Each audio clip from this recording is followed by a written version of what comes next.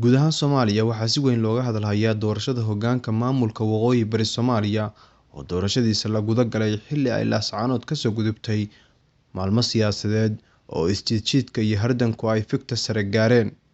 Ololaha doorashada madaxda sare ee maamulka Waqooyi Bari Soomaaliya ayaa ka socota laascaanood waxaa si rasmi ah loo guda galay doorashada hoggaanka sare ee maamulka.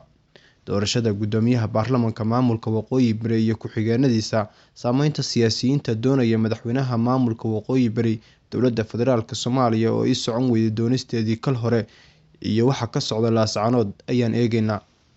Fadlan like saar muuqaalkan u sii share saaxiibada naguna soo biir mahadsanid.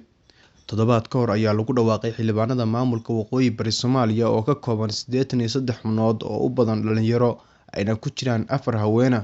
Doorashada guddoomiyaha baarlamaanka maamulka Waqooyi Bari iyo ku-xigeenadiisa ayaa la guda galay waxaana socota doorashada guddoonka golaha wakiilada iyo ku-xigeenadiisa.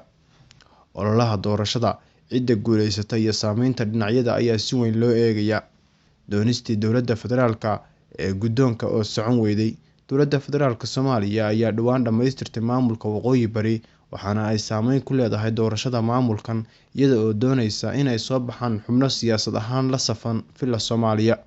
Wasiirka arrimaha gudaha dowladda federaalk Soomaaliya Cali Yuusuf Cali Xoosh ayaa dhawaan kulan uu la qaatay xildhibaanada dhawaan soo baxay ee maamulka Waqooyi Bari u sheegay in guddoonka baarlamaanka loo xiro beel gaar ah.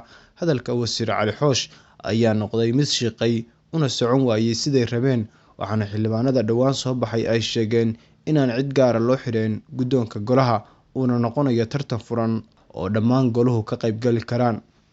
Olole doorasho iyo xodxodasho siyaasadeed ayaa si weyn looga dareemayaa magaalada laascaanood ee xarunta gobolka Sool oo muddo kadib ka dhawaysay doonisteeda iyo doorashada guddoonka maamulka Waqooyi Bari oo isha lagu hayo. Hardanka dhinacyada doorashada guddoonka golaha wakiilada maamulka Waqooyi Bari Soomaaliya waxaa u tartamaya 3 kursi 6 xubnood taas oo ka dhigan in kursi kasta ay u tartamayaan 2 xildhibaan.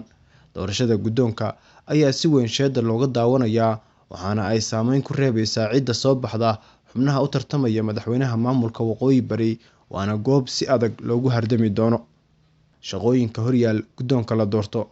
Guddoonka soo baxa ee golaha wakiilada maamulka Waqooyi Bari Soomaaliya waxaa horyaal shaqooyin tirabeel ah oo ay tahay inay si togan u weeleeyaan qabashada doorasho hufan oo barax tiran ayaa ah qodobka ugu horeeya ee looga fadhiyo guddoonka golahan hogaaminaya.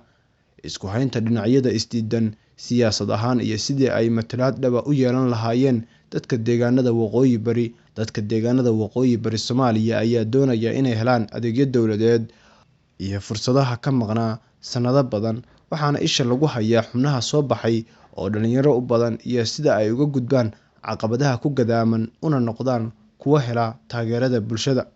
Si kastaba ha ahaatee doorashada guddoonka maamulka Waqooyi Bari ee Soomaaliya oo ka socota magaalada laascaanood ayaa la filayaa inay si weyn wax uga goyso doorashada madaxweynaha maamulka Waqooyi Bari oo maalmo kadib loo madlan yahay.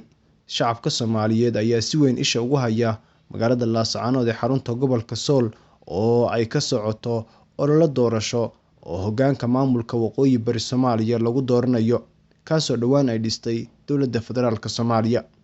Bulshada ku dhaqan deegaanada ayaa jooga guul siyaasadeed waxaana ay halgan iyo dagaal adag u soo galeen sidii ay u noqon lahaayeen maamul ka tirsan dowladda federaalk Soomaaliya. Dhinacyada Puntland iyo Somaliland ayay doorashada maamulkani si weyn u saameyn doontaa. Wixii warar ee ka soo kordhana halkan kala soco.